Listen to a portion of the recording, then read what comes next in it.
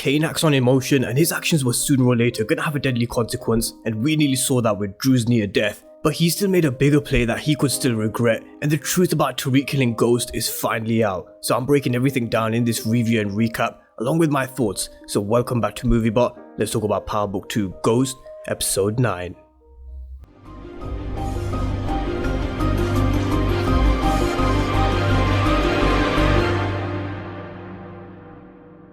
So I hope you're doing great this morning, and we just witnessed the penultimate episode and they left it on a little cliffhanger with Tariq being subpoenaed to go to court and him admitting to Tasha that he killed Ghost. I'm going to be going through everything in this review and recap. But first, if you're new to the channel and you want to see everything from review and recaps to storyline breakdowns and any Power Universe news, then remember to smash the subscribe button. And remember guys, I'll be making a video later on this evening talking about the main points of the episode and popping your guys' comments up as well. And I'll also be talking about Power Book 3 Raising Kanan in my video later today as well, with the news that we're getting Raising Kanan in summer 2021 after that teaser. So let me know your thoughts and comments down below on everything.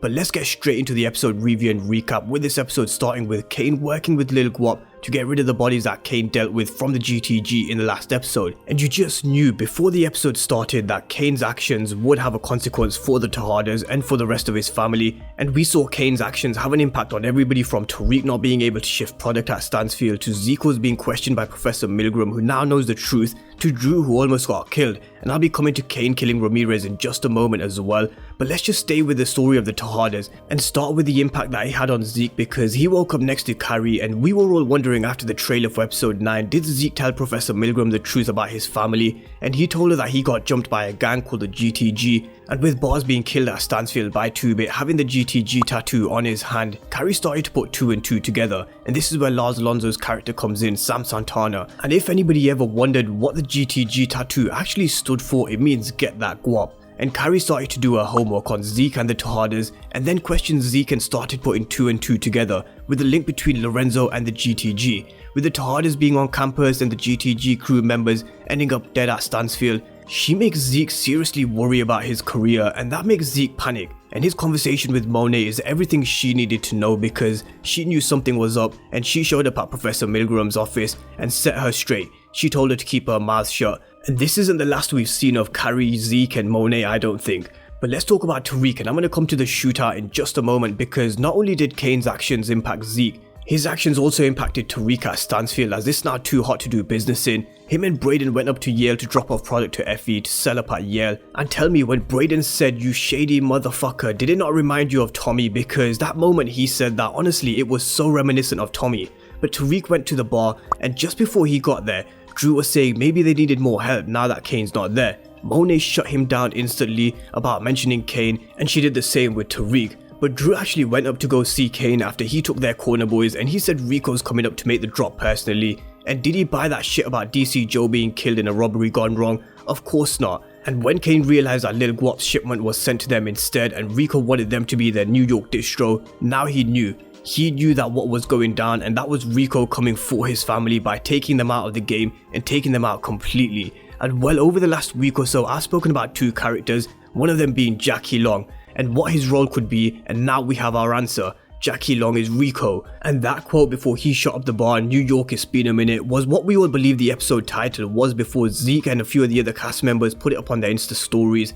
And I think it was actually the episode title before they changed it to Monster.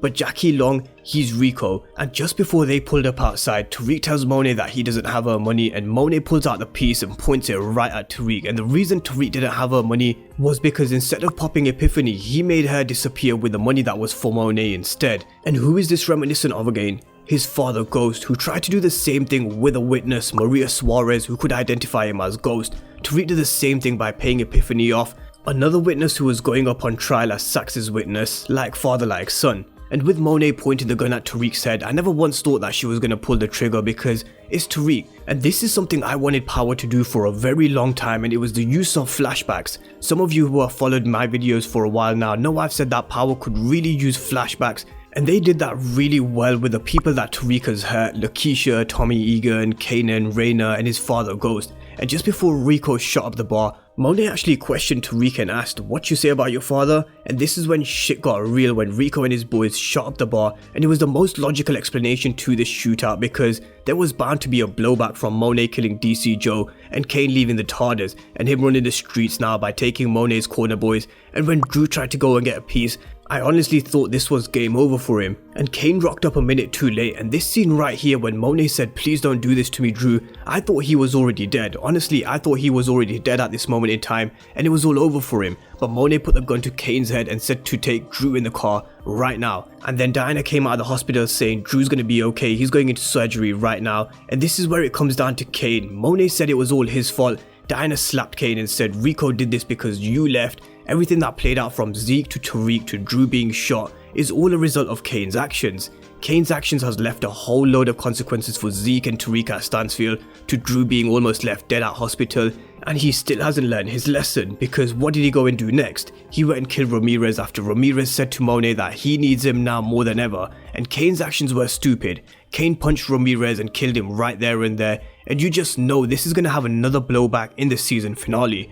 And Kane's role in Power Book 2 is something else. He really is one of my favourites on the show now, but his actions are all without him thinking. They are all based on emotion, and no doubt it's going to have even more of a blowback in the coming episode. But I am going to be talking about this in a lot more detail later on in the evening as well. But let's talk about Tasha's trial next, because the truth is finally out. We saw Tariq admitting the truth to Tamika that he killed his father Ghost, and Tamika knew this already. But now that Tariq is her client, and anything that Tariq says is protected by attorney-client privilege, and Tariq had to make this move because he knows that Davis and Saxe are now both after him after Paula left Davis and went and warned Tariq. Paula showed Tariq the recording that Saxe has of him, and this was news to Tariq as Tariq was warned to get a lawyer because he'd been subpoenaed by Saxe, and Saxe has called him to the stand. And now we're going to see Tariq on the stand in the next episode, and even though Tariq said that he wants to hand himself in over Ghost's murder when he had the conversation with Tamika, there is no way in hell do I think Tariq is admitting or even confessing to killing Ghost. I think Tariq and Tamika will have another play up their sleeve because I just can't see Tariq going to jail. This show is all about Tariq St. Patrick, so I'm sticking to my original prediction that somehow they just may manage to pin this whole thing on Cooper Saxe. And I do believe we're coming to the end of Tasha's trial in the next episode, and it'll be the last of it because I don't think they'll be dragging it out into season 2. And now we know that Tariq is taking the stand, I can't wait to see what he has up his sleeve and what he will say, because no doubt he has one of the best lawyers in Tamika. So let's see what they have up their sleeve. And let's see what happens with Saxe versus McClane as well, because that's not finished either. Stephen Ott wants Davis McClane as well as Tasha now, so let's see what twists and turns this case brings next. But those were the episode's main key talking points, and I will be talking more about the episode later in my second video in the evening, so remember to leave your comments down below, and I'll be also talking about Power Book 3 Raising Kanan as well. So leave me your thoughts on Power Book 3 Raising Kanan as well in the comment section. I'll be popping your guys' comments up as well, and if you're new to the channel and you haven't done so already, remember to smash the subscribe button. Thank you guys for watching, and I'll see you next time.